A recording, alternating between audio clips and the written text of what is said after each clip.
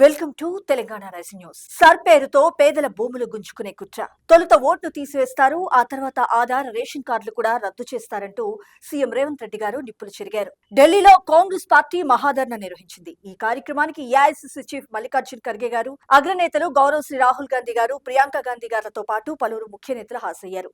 తెలంగాణ నుంచి ఈ ధర్నాలో సీఎం రేవంత్ రెడ్డి గారు, డిప్యూటీ సీఎం మల్లు భట్టి విక్రమార్క గారు, PCC chief MLC Mahesh Kumar Goud గారు, మంత్రులు పాల్గొన్నారు. ఈ సందర్భంగా సీఎం రేవంత్ రెడ్డి గారు మాట్లాడుతూ, ఈ పోరాటంలో రాహుల్ గాంధీ గారికి మనమంతా తోడు నీడగా నిలవాలి, అండగా ఉండాలి. రాహుల్ గాంధీ గారిని దేశ ప్రజలు గెలిపించాలి. లేదంటే బీజేపీ ఓటు హక్కును లాక్కొని ఆ తర్వాత ఆధార్ కార్డులు, రేషన్ కార్డు, భూమి, ఆస్తులు కూడా గుంజుకుంటుంది. మూలవాసులు, ఆదివాసీలు అన్ని కోల్పోయే దుస్థితి ఏర్పడుతుంది. రాహుల్ గాంధీ గారు సిపాయిగా మారి ప్రధాని నరేంద్ర మోడీకి వ్యతిరేకంగా పోరాడుతున్నారు. మీరంతా ఆయన వెంట నడిచేందుకు సిద్ధంగా ఉండాలంటూ పిలుపునిచ్చారు. ఇక్కడ మరొక ముఖ్యమైన అంశం చూసినాం. సీఎం రేవంత్ రెడ్డి గారి గ్రాఫ్ పైకి పెరుగుతోంది. గత 2 నెలల్లోని వరుస పరిణామాలు ఆయనకు అనుకూలంగా మారుతున్నాయి. జూబ్లీ హిల్స్ ఉప ఎన్నికల ఫలితం, ఆ తర్వాత గ్లోబల్ రైజింగ్ సమ్మిట్, ఫుట్బాల్ దిగ్గజంతో ఇప్పుడు మ్యాచ్ విజయవంతం కావటం, ఇటువంటి ఘట్టాలన్నీ ఆయనకు సరికొత్త అభిమానుల్ని ఏర్పరిచాయి. గత 2 నెలల్లో జరిగిన కార్యక్రమాలు, పరిణామాలు సీఎం రేవంత్ రెడ్డి గారిని మరికొన్ని వర్గాలకు చేరువ చేశాయి.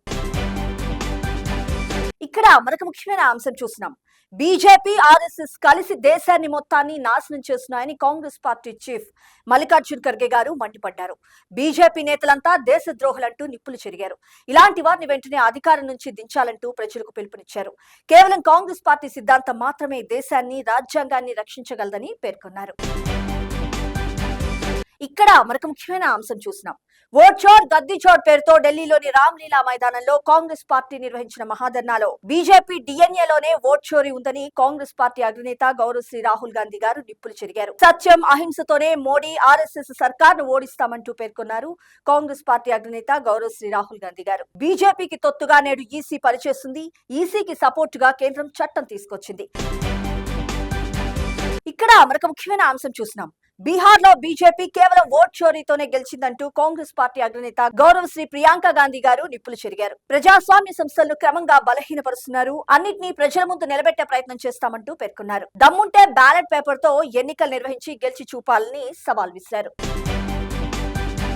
ఇక్కడ మరొక ముఖ్యమైన అంశం చూస్తున్నాం. బీజేపీ, బీఆర్ఎస్ మాకు పోటీనే కాదు, వచ్చే అసెంబ్లీ ఎన్నికల్లోనూ గెలుపు మాదేనంటూ PCC chief MLC Mahesh Kumar Goud గారు స్పష్టం చేశారు. బీఆర్ఎస్ తరిగే పార్టీనే ఇక పెరగదు, క్యాడర్ పూర్తిగా చెల్లాచెదరైంది, త్వరలో తమ పార్టీలో మంత్రివర్గ ప్రక్షాళన ఉంటుందంటూ పేర్కొన్నారు. ఇక్కడ మరొక ముఖ్యమైన అంశం చూసినాం.